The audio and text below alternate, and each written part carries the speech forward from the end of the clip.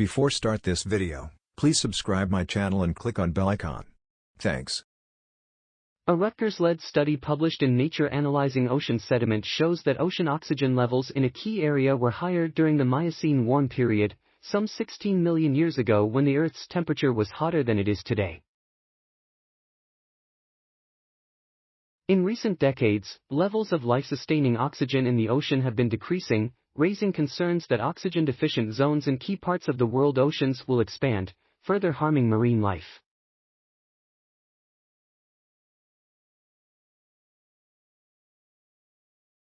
Scientists have attributed the trend to climate change-induced rising temperatures, which affect the amount of oxygen that can be absorbed from the atmosphere. Our study shows that the eastern equatorial Pacific, which today is home to the largest oxygen-deficient zone in the oceans, was well oxygenated during the Miocene warm period, despite the fact that global temperatures at that time were higher than at present, said Anya Hess, the lead author of T. Hess added, "This suggests that current oxygen loss may ultimately reverse. The fastest rates of oxygen loss in recent decades have been in oxygen-deficient zones, and they are expected to continue to expand and become shallower, threatening fisheries by shrinking fish habitat."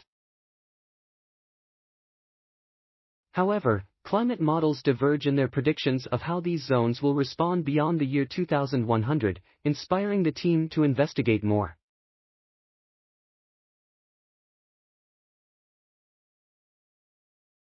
To test current climate models, researchers chose the mid-Miocene, when climate conditions were similar to those predicted for the next few centuries in the current era of climate change.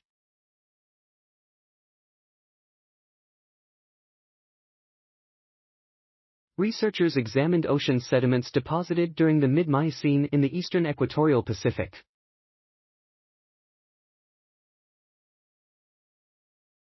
The sediments were recovered from the seafloor by scientists aboard the National Science Foundation-funded research vessel JOIDE's Resolution as part of what is now known as the International Ocean Discovery Program, ODP. The researchers isolated the fossilized remains of microorganisms the size of individual grains of sand that live in the water column called foraminifera.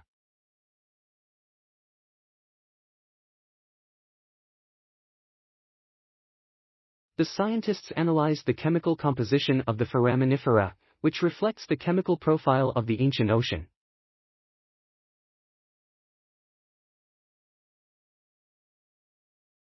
They discerned oxygen levels of ancient oceans in a few ways, including using isotopes of nitrogen, forms of the element that have a different relative atomic mass, as detectors.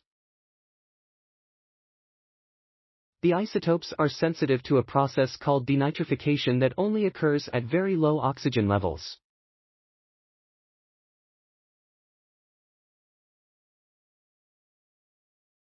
They also employed a method of analysis that compares levels of iodine and calcium and gives subtle readings that can differentiate between well-oxygenated conditions and moderately well-oxygenated conditions.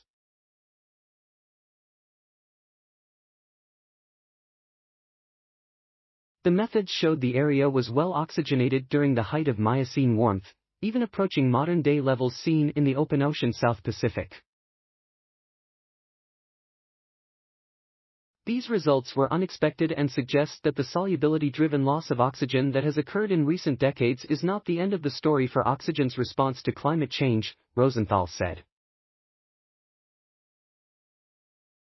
Other authors on the study include Ken Miller, a distinguished professor in the Department of Earth and Planetary Sciences in the Rutgers School of Arts and Sciences, Alexandra Otterset and Alfredo Martinez Garcia of the Max Planck Institute for Chemistry in Germany, Daniel Sigman of Princeton Univ.